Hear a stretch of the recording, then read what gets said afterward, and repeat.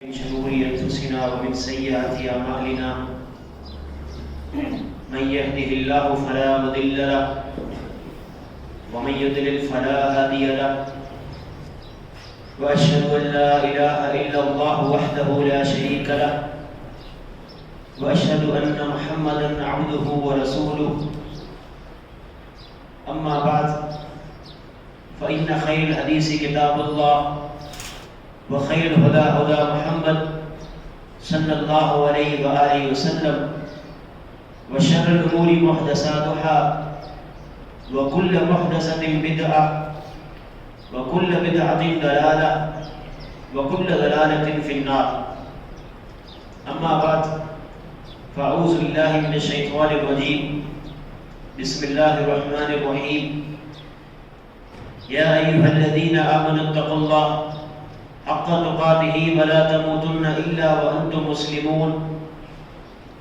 يا أيها الناس اتقوا ربكم الذي خلقكم من نفس واحدة وخلق منها زوجها وبث منهما رجالا كثيرا ونساء واتقوا الله الذي تساءلون به والأرحام إن الله كان عليكم رقيبا. يا أيها الذين آمنوا اتقوا الله وقولوا قولا سديدا يصلح لكم أعمالكم ويغفر لكم ذنوبكم ومن يطع الله ورسوله فقد فاز فوزا عظيما.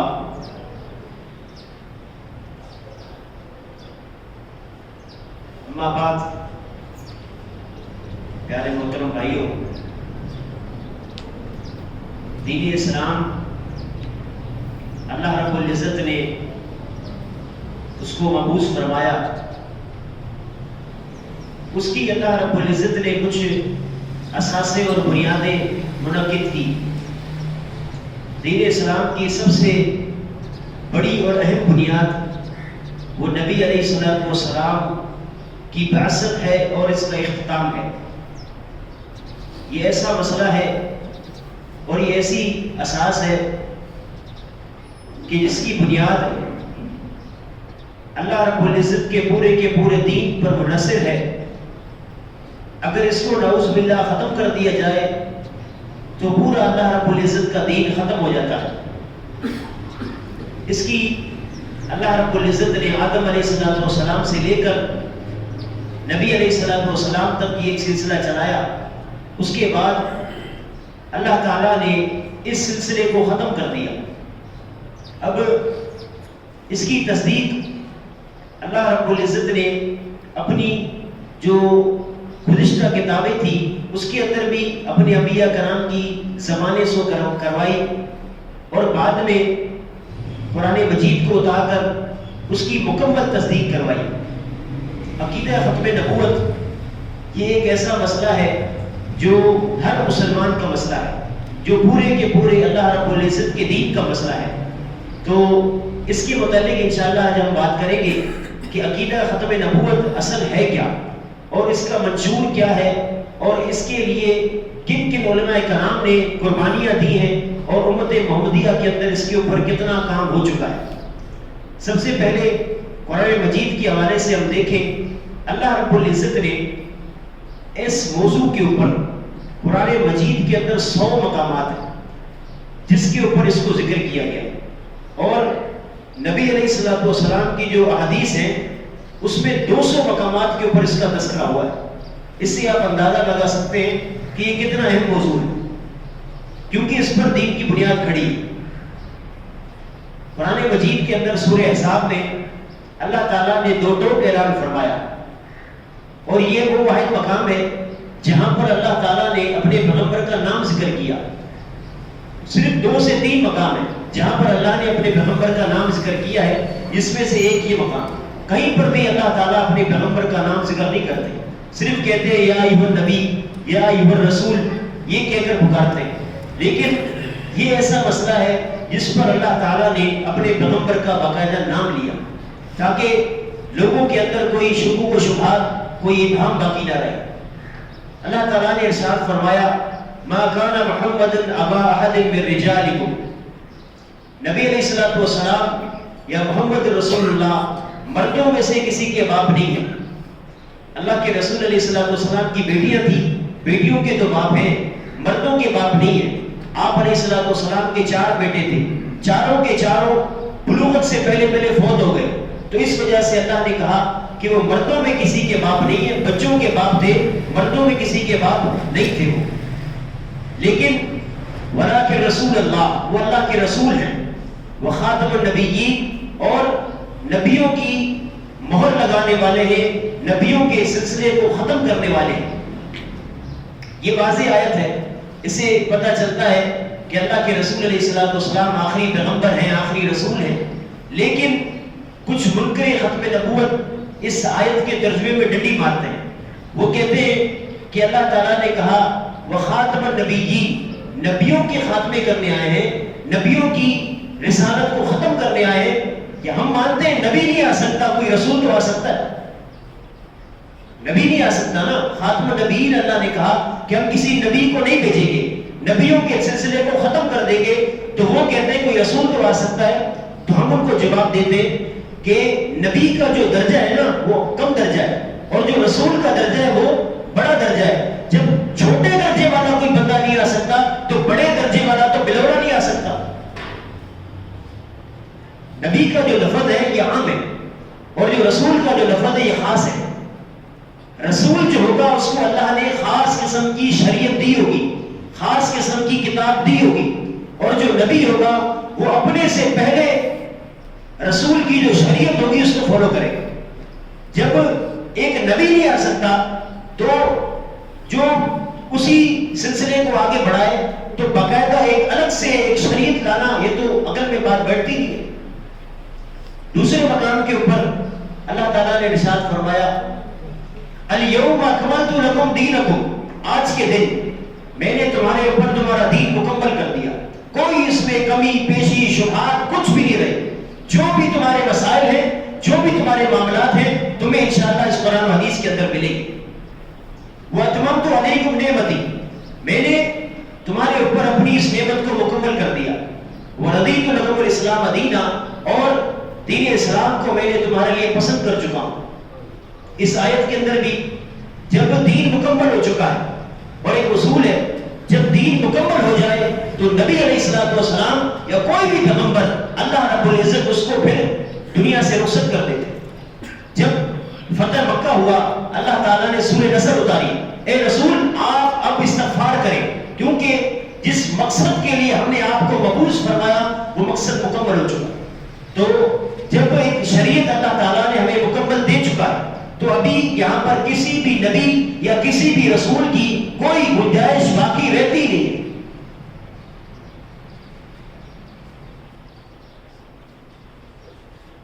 اور حدیث کے اندر نبی علیہ السلام نے اپنی مثال ایک اینٹ کی طرح دی کہ ایک شخص گھر بناتا ہے، اس گھر کے اندر ایک اینٹ کی جگہ خالی رکھتا ہے، لوگ آتے ہیں اور اس کا تناظر کرتے، اس کو دیکھتے اور خواہش کرتے کہ اگر تم اس اینٹ کو بھی لگا دیتے تو اس گھر کی خوبصورتی کو 4 چاند لگ جاتے۔ تو اللہ کے رسول علیہ السلام نے فرمایا کہ وہ اینٹ میں ہوں، کہ جب وہ یہ اینٹ لگے گی تو یہ گھر مکمل ہو جائے گا۔ کیا مطلب؟ یہ جو نبوت یا رسالت کا جو سلسلہ ہے، اس کی جو کڑی ہے وہ آخری کڑی میں ہوں، اس کڑی کو لگا کر اللہ رب العزت اس سلسلے کو ختم کر دے۔ اس کے باوجود آپ دیکھیں معاشرے کے اندر ایسے ایسے لوگ ہیں جو اس عقیدے کے منکر عقیدہ ختم نبوت ہیں، اور یہ کوئی سلسلہ بعید نہیں ہے۔ یہ لوگ اللہ کے رسول علیہ السلام کے دور میں پیدا ہو چکے تھے، ابو بکر صدیق رضی اللہ تعالیٰ عنہ کے دور میں موجود تھے، عثمان غنی رضی اللہ تعالیٰ عنہ کے دور میں موجود تھے، اور انہوں نے اپنا کام کیا، اور اللہ کے رسول علیہ السلام کی پیشن گوئیاں تھی۔ آپ نے فرمایا تھا لا تقوم الساعہ، قیامت قائم نہیں ہو سکتی، حتی یبعث، یہاں تک کہ میری امت کے اندر 30 قسم کے دجال اٹھیں گے۔ 30 قسم کے کون اٹھیں گے؟ دجال اٹھیں گے۔ ہر ایک کہے گا انہ رسول اللہ، کہ وہ اللہ کا رسول ہے، کہ وہ اللہ کا کون ہے؟ رسول ہے۔ 30 قسم کے جھوٹے دجال آئیں گے اور وہ دعویٰ کریں گے کہ ہم اللہ کے رسول ہیں. اور آپ نے دیکھا ہوگا کہ یہ پیدا ہوئے ابو بکر صدیق رضی اللہ تعالیٰ عنہ کے دور کے اندر. اللہ کے رسول کے دور میں موجود تھے, ہوائیں آنے لگی, لیکن اس وقت رسالت اور اس کا مرتبہ مقام اتنا بلند تھا کہ لوگوں نے ان کی باتوں کی طرف التفات ہی نہیں کیا. اس وقت رسول کا ایک درجہ تھا, مقام تھا, روب تھا کہ لوگ اس کو اہمیت ہی نہیں دیتے تھے کہ آپ کون ہو بھائی, کون سی بلا ہو, اہمیت ہی نہیں دیتے تھے اس کو. لیکن جب اللہ کے رسول علیہ السلام دنیا سے رخصت کر گئے, ابو بکر صدیق رضی اللہ تعالیٰ عنہ کا دور مبارک آیا تو مسلمہ کا دا یہ اٹھا اور اس نے باقاعدہ کافی محنت کی, اپنے ساتھی جمع کیے, حتیٰ کہ اس نے اپنا رسالہ چھاپ دیا, لوگ اس کا رسالہ پڑھنے لگے. تو پھر ابو بکر صدیق رضی اللہ تعالیٰ عنہ نے مناسب سمجھا کہ اس کے خلاف اعلان جنگ کیا جائے. ابو بکر صدیق رضی اللہ تعالیٰ عنہ نے ان کی طرف ایک لشکر بھیجا جو تاریخ کے اندر مشہور ہے جنگ یمامہ کے نام سے. اس میں تقریباً 70 صحابہ کرام نے عقیدہ ختم نبوت کے اوپر جامع شہادت نوش کیا. آپ اندازہ لگائیں کہ 70 صحابہ کرام کو انہوں نے شہید کیا. اس سے پتہ چلتا ہے کہ وہ کتنے مضبوط ہو چکے تھے, تبھی تو 70 صحابہ کرام کو انہوں نے شہید کروایا. پھر ابو بکر صدیق رضی اللہ تعالیٰ عنہ نے ایک دوسرا لشکر بھیجا.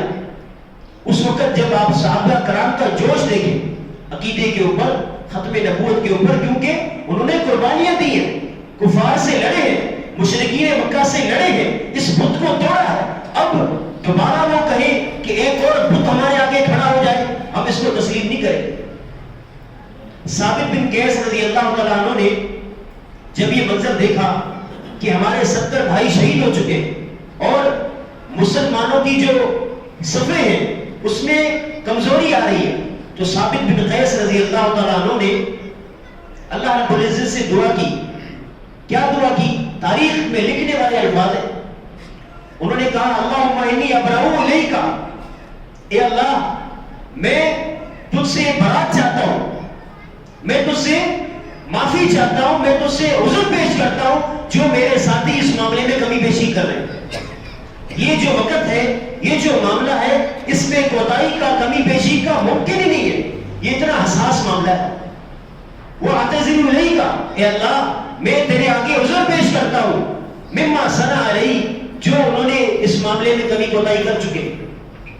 اور پھر انہوں نے آگے بڑھ کر جنگ لڑی اور جامع شہادت نوش کی. اور آپ نے دیکھا پھر جو دوسرا لشکر ابو بکر صدیق رضی اللہ تعالیٰ عنہ نے مبعوث فرمایا, اس نے اپنا کام کیا اور مسلمہ کذاب کو ایک غلام نے باقاعدہ قتل کیا, اور اس کے جو ساتھی تھے انہوں نے دیوار پر چڑھ کر اعلان کیا کہ ہمارے سردار کو ایک غلام بچے نے قتل کر دیا. یہ برکت تھی پیارے بھائیوں عقیدے کی, عقیدہ ختم نبوت کی. اور صحابہ کرام کے دور میں بھی اس پر کام ہوا, حتیٰ کہ محدثین کے دور میں بھی اس پر بڑا کام ہوا. تو کوئی بھی نبی علیہ السلام کے بعد آنا ممکن ہی نہیں. میں آپ کو ایک اور دلیل دیتا ہوں. اللہ کے رسول علیہ السلام نے حضرت علی رضی اللہ تعالیٰ عنہ کو کہا تھا, اسی دلیل کو اہل تشیع حضرات بھی بڑا اچھالتے ہیں. انہوں نے کہا تھا, اللہ کے رسول نے حضرت علی سے کہا تھا انت بمنزلۃ ہارون, اے علی آپ میرے لیے ہارون کی جگہ پر ہیں, ہارون بن موسیٰ. اب موسیٰ علیہ السلام کے بھائی کون تھے؟ ہارون تھے. جس طرح اللہ نے موسیٰ علیہ السلام کو بھی پیغمبر بنایا تھا, اسی طرح اللہ تعالیٰ نے ہارون علیہ السلام کو بھی کیا بنایا تھا؟ پیغمبر بنایا تھا. وہ دلیل بولتے ہیں اس کو. دیکھیں اللہ کے نبی نے کیا کہا, بھئی آپ میرے لیے اسی طرح ہو جس طرح موسیٰ بن ہارون تھے, ہارون کے جو بھائی تھے موسیٰ. تو اس کے بعد آپ علیہ السلام نے کیا کہا, الا غیر انہ لا بعد نبی, یاد رکھیں آپ میرے لیے ہارون کی طرح ہو, اس کے درجے پر ہو, لیکن میرے بعد کوئی نبی نہیں ہے. آپ نے خود وضاحت کر دی. اللہ کے رسول کو پتا تھا ایسے لوگ آئیں گے جو دلیلوں کو مروڑیں گے, اپنا مفہوم نکالیں گے, قرآن و حدیث سے اپنے مسائل کو ثابت کریں گے جو شریعت سے ٹکرائے گا. اور پھر آپ نے عمر فاروق رضی اللہ تعالیٰ عنہ کے متعلق کیا فرمایا, لو کان بعد نبی الاول، اگر میرے بعد کوئی نبی ہوتا اللہ تعالیٰ ممکن کرتا تو وہ عمر بن خطاب رضی اللہ تعالیٰ عنہ ہوتا. کیوں؟ عمر بن خطاب رضی اللہ تعالیٰ عنہ کے اندر اللہ نے بڑی صلاحیتیں دی تھی. موضوع ہٹ جائے گا اپنی بات سے اس وجہ سے، تو کہنے کا مقصد یہ ہے کہ یہ جو معاملہ ہے عقیدہ ختم نبوت، اس پر اللہ کے رسول کے دور میں بھی کام ہوا، صحابہ کرام کے دور میں بھی کام ہوا، اور حتیٰ کہ محدثین کے دور میں بھی اس پر بڑا کام ہوا. محدثین میں سے امام جریر طبری رحمہ اللہ، انہوں نے جب اس آیت کی تفسیر لکھی نا، فرا کہ رسول اللہ و خاتم النبیین، تو انہوں نے اس آیت کی تفسیر میں اتنی پیاری بات کہی. یہ محدث سے وقت کے اور تفسیر قرآن بھی لکھی ہے انہوں نے. وہ کہتے ہیں لا تفتح بعدہ، اللہ کے رسول علیہ السلام کے بعد یہ جو نبوت کا دروازہ ہے نا، یہ کھل ہی نہیں سکتا لِأَحَدٍ، کسی ایک کے لیے بھی اِلَىٰ قِيَامِ السَّاعَةِ، قیامت تک. یہ جو نبوت کا، یہ رسالت کا جو معاملہ ہے، اللہ تعالیٰ نے اس کو قیامت تک کے لیے بس اس کو بند کر دیا. اب کسی کے لیے بھی یہ جائز نہیں ہے کہ وہ اٹھ کر جو ہے دعویٰ کرے کہ میں وقت کا پیغمبر ہوں یا میں وقت کا رسول ہوں. اسی طرح امام ابن حبان رحمہ اللہ، انہوں نے لکھا ہے اس بارے میں، وہ کہتے ہیں اگر کوئی شخص یہ دعویٰ کرے کہ نبوت یہ کسبی چیز ہے، کسبی کہتے ہیں کہ بندہ اس کو خود حاصل کر سکتا ہے، تو وہ شخص زندیق ہے، واجب القتل ہے وہ. کیونکہ یہ جو نبوت اور رسالت ہے یہ اللہ کی طرف سے عطائی چیز ہے، یہ اللہ کی طرف سے ہوتا ہے. میں آپ کو ایک اور بات بتا دوں، جو امام مہدی آئیں گے نا، ان کو بھی نہیں پتا ہوگا کہ میں امام مہدی ہوں. اللہ اس کے دل میں الہام کریں گے کہ آپ امام مہدی ہیں، اور اٹھ کر اعلان کریں. یہ کوئی ایسا معاملہ تھوڑی ہے کہ کوئی شخص پری پلاننگ کے ساتھ جو ہے ایسے معاملات چلائے. یہ سارے جو معاملات ہیں یہ اللہ تعالیٰ نے اپنے سپرد رکھے. مشرکین مکہ نے جب اعتراض کیا نا اللہ کے رسول پر کہ یہ شخص تو بہت غریب ہے، اس کے پاس تو نہ باغات ہے، نہ سونے کے پہاڑ ہے، نہ اس کے پاس کچھ ہے، یہ وقت کا پیغمبر کیسے بن جائے گا؟ اللہ تعالیٰ نے ان کے اعتراض کا جواب دیا. یاد رکھو، ہم تو تمہاری روزی بھی اپنے ہاتھ میں رکھتے ہیں، ہم نے روزی بھی اپنے ہاتھ میں رکھی ہے تمہاری، ہم روزی بھی تمہارے حوالے نہیں کرتے، تو اتنا بڑا منصب ہم تمہیں دے دیں کہ جس کو چاہو تم اٹھا کے دے دو. تو یہ سارے معاملات جو ہے اللہ تعالیٰ نے اپنے پاس رکھے کہ کس کو ہمیں وقت کا پیغمبر بنانا ہے اور کس کو نہیں بنانا. کیونکہ یہ معاملہ بہت حساس ہے، اس کے اوپر پورے دین کی بنیاد ہے. عقیدے ختم نبوت پر جو اعتراضات اٹھے ہیں یہ اصل میں اسلام پر اعتراض ہے، اللہ تعالیٰ کے فیصلوں پر اعتراض ہے. اگر کوئی شخص کہتا ہے کہ اللہ کے رسول علیہ السلام وہ درست نہیں تھے، صحیح نہیں تھے، تو وہ نعوذ باللہ اللہ کے فیصلوں پر اعتراض کرتا ہے.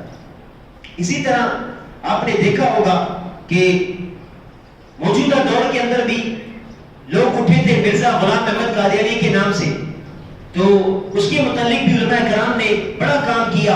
اور اس کے مقابلے میں مولانا ثناء اللہ احمد نصری صاحب اٹھے تھے اور انہوں نے ان کے ساتھ مباہلہ کیا، ان کے ساتھ باقاعدہ اعلان جنگ کیا، مباہلہ کیا، اور اللہ تعالیٰ نے مسلمانوں کو فتح دی. آپ نے دیکھا جو اپنے آپ کو نبی کہتا تھا، اللہ تعالیٰ نے اس کو بیت الخلا کے اندر گندی خبیث موت دی. یہ کیا تھا میرے بھائیوں؟ یہ تھا شریعت کے ساتھ ٹکرانا، یہ تھا شریعت کا مذاق اڑانا، یہ تھا اللہ کے احکامات کی نعوذ باللہ اعتراض کرنا، اللہ کے احکامات کے اوپر، اللہ تعالیٰ کے بنیادی اصولوں کے اوپر اعتراض کرنا، دین کی بنیادوں کو ہلانا. جو بندہ اللہ تعالیٰ کے دین کو ہلائے گا اللہ تعالیٰ اس کی نسلوں کو ہلا دے گا. یہ اللہ کا اصول ہے، اللہ کے قوانین ہیں. اللہ تعالیٰ اپنے بنیادوں کے اندر، اپنے اصولوں کے اندر کسی قسم کا کوئی جبر، کوئی تعلق برداشت نہیں کرتے. یہ اللہ کے اصول ہیں. اب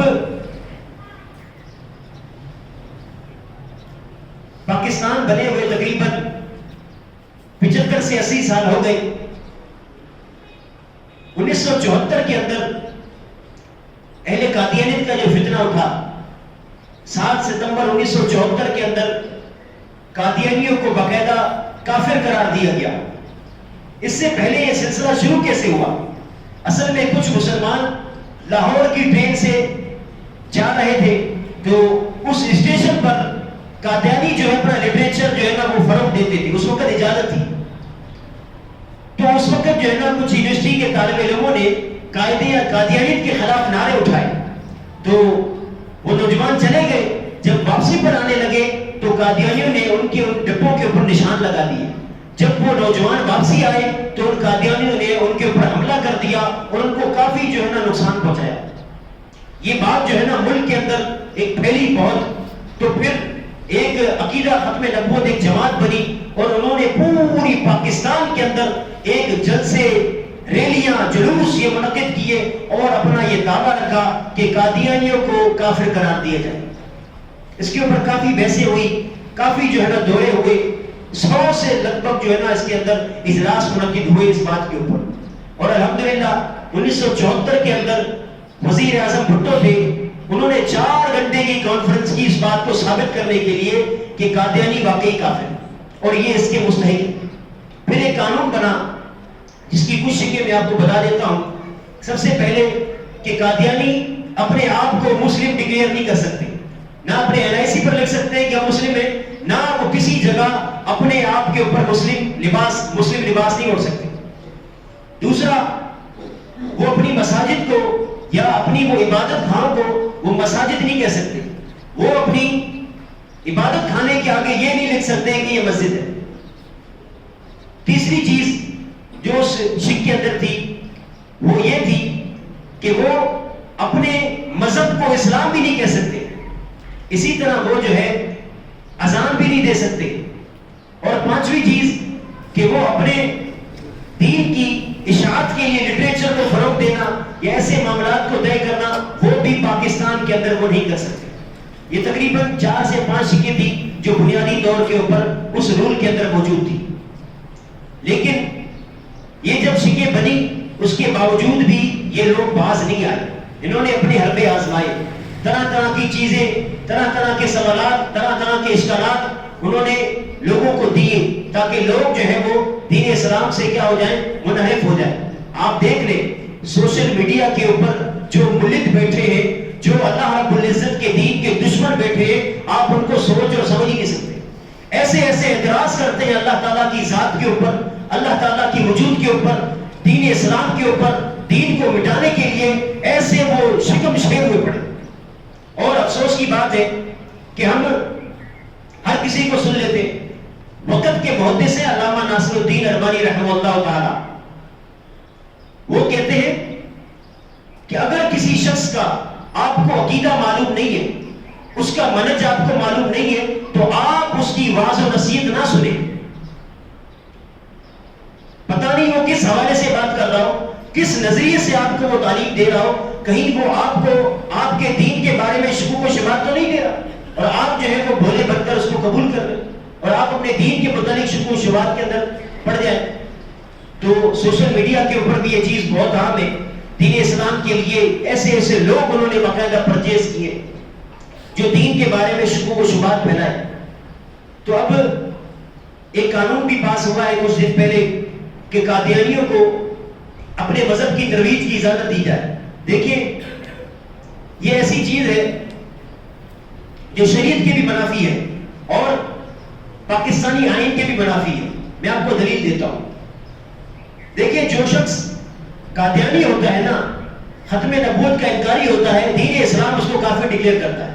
اور نبی علیہ الصلوۃ والسلام کے صحابہ میں سے کتنے ایسے صحابہ تھے کہ اگر ان کے آگے کوئی شخص مرتد ہو جاتا، مرتد کہتے ہیں کہ ایک بندے نے اسلام قبول کیا، اسلام کے بعد دوبارہ وہ کفر میں چلا گیا، تو صحابہ کرام رضی اللہ تعالیٰ عنہ ایک شخص کے پاس گئے اور دیکھا کہ ایک شخص آپس میں دونوں بیٹھے ہوئے اور تیسرا صحابی گھوڑے پر سوار ہو کر آیا، تو گھوڑے پر سوار شخص سے نیچے بیٹھے شخص سے پوچھا یہ تیسرا بندہ کون ہے؟ تو اس نے کہا یہ اپنا بھائی ہے لیکن ابھی یہ مرتد ہو گیا۔ تو گھوڑے پر بیٹھے شخص سے پتہ ہے کیا کہا؟ جب تک آپ اس کی گردن نہیں اڑاؤ گے میں آپ کے پاس بیٹھوں گا ہی۔ آپ غور کریں، دین اسلام مرتد شخص کو پسند ہی نہیں کرتا تو اس کی دعوت کو پسند کرے گا کہ وہ دین کے خلاف شکوک و شبہات پھیلائے؟ اس کو پسند کرے گا دین اسلام؟ یہ قطعاً جائز نہیں ہے پیارے محترم بھائیوں۔ یہ ایسا فیصلہ ہے، ہم درخواست کرتے ہیں عدلیہ سے اور جو بھی بڑے بڑے ادارے ہیں کہ اس کے خلاف جو ہے وہ آواز اٹھائیں، اور جو بھی دینی جماعتیں ہیں ان کو چاہیے کہ وہ اللہ کے دین کے نام پر کھاتے ہیں۔ کس نام پر کھاتے ہیں؟ آپ اللہ کے دین کے نام پر لیتے ہو نا لوگوں سے پیسے، تو آج کے دین کے لیے آواز کو بلند کرو اللہ کے دین کے لیے کہ پیارے محترم بھائیوں آج اگر ہم نے اس کے اوپر آواز نہیں اٹھائی وہ یہاں تک آ گئے آئین بدلے کروانے تک آ گئے. آپ کیا سمجھتے ہیں 1 منٹ میں ایسا ہو گیا؟ جب یہ آئین بنا تھا نا 1974 کے اندر ان کو کافر قرار دینے کا, آج جا کے 2024 میں یہ بدلی ہوا ہے. مطلب انہوں نے 75 سے 76 سال لگا دیے کہ کسی طرح ہم اس آئین کو تبدیل کر دیں. تقریباً 70-75 سال کے بعد وہ کچھ اور بھی کروا سکتے ہوں گے, کیوں؟ وہ تو اس میں لگے ہوئے. تو ہمیں چاہیے پیارے محترم بھائیوں ہم اس کے اوپر محنت کریں. اب ہماری کیا ذمہ داری ہے؟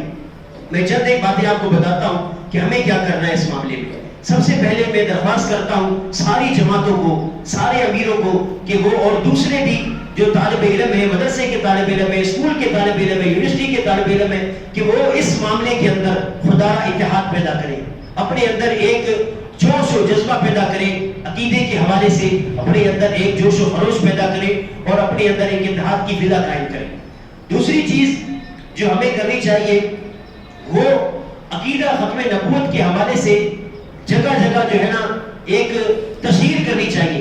اور عقیدہ ختم نبوت آخر ہے کیا اس کے بارے میں آپ لکھیں, سوشل میڈیا کے اوپر لکھیں, فیس بک کے اوپر لکھیں, ٹویٹر کے اوپر لکھیں, جہاں تک آپ کی رسائی ہے آپ عقیدہ ختم نبوت کو لکھیں, لوگوں تک اس کا لٹریچر فراہم کریں, پمفلیٹ چھپوائیں, اپنی دکان کے آگے لکھیں, اپنی دکان کے آگے, گھر کے آگے, جہاں آپ کو ممکن لگتا ہے آپ عقیدہ ختم نبوت کا دفاع کریں. اور رد قادیانیت کے اوپر بھی لکھیں, بعثت عیسیٰ علیہ السلام کے اوپر بھی لکھیں. یہ ایسی بنیادی چیزیں پیارے محترم بھائیوں جس کی وجہ سے جو ہے نا لوگ دین اسلام کے لیے شکوک و شبہات پیدا کرتے ہیں. تیسری بات جو ہمیں کرنی ہے وہ یہ ہے کہ ہم لوگوں کو عقیدے کے حوالے سے شعور دیں. جو لوگ لا علم ہیں انہیں بتائیں کہ عقیدہ ہے کیا چیز, عقیدہ ختم نبوت کہتے کسے ہیں, یہ لوگ اعتراض کس طریقے کار کے ساتھ کرتے ہیں, کس طریقے کار کے ساتھ وہ آپ کے ایمان کے دشمن بنے بیٹھے ہیں. اور چوتھی چیز جو لوگ ایسے علاقوں میں رہتے ہیں جہاں دینی ماحول نہیں ہے انہیں چاہیے جو لوگ علم والے ہیں, دین کی سمجھ بوجھ رکھتے ہیں, وہ ایسے لوگوں کے پاس جائیں, ان کے علاقوں کے اندر کام کریں, انہیں دینی حوالے سے ان کو رہنمائی فروغ کریں. ایک بھائی بتا رہے تھے کہ یہ قادیانی اتنے خبیث ہیں کہ ایک اسکول کے اندر استاد لگ جاتے ہیں اور باقاعدہ اپنے آپ کو مسلم ڈکلیئر کرتے ہیں اور اپنی تعلیمات کو وہ اس طریقے کار کے ساتھ لوگوں کے اندر پیش کرتے ہیں. آپ دیکھ رہے ہیں یونیورسٹیوں کے اندر بڑی بڑی جو یونیورسٹیاں ہیں ان کے بڑے بڑے پروفیسر ملد صدیق بیٹھے ہوئے یونیورسٹیوں کے اندر بڑی بڑی جو لوگوں کو دین اسلام کے نام کے اوپر اپنا جرات بیچ رہے ہیں, ختم نبوت کے اوپر ضرب لگا رہے ہیں, اور ہم جو ہے نا وہ سوئے ہوئے. تو پیارے محترم بھائیو ہمیں بھی چاہیے کہ اس حوالے سے جتنا جو کچھ جس بندے سے ممکن ہو سکے وہ کام کریں. جو لوگ دین کے حوالے سے کمزور ہیں ان کی آپس میں ایک دوسرے کے ساتھ مدد کریں, کیونکہ وہ لوگ اگر ہم آپس میں ایک دوسرے کی مدد نہیں کریں گے نا تو وہ لوگ اس کا فائدہ اٹھائیں گے. وہ کس طرح اٹھائیں گے؟ وہ لوگوں کو ان کی مدد کریں گے, ان کے مسائل کو حل کریں گے, وہ لوگ پھر ان کی طرف کھنچ جائیں گے. تو اللہ تعالیٰ سے دعا کریں اللہ تعالیٰ مجھے اور آپ کو دین سننے اور اس پر عمل کرنے کی توفیق نصیب فرمائے.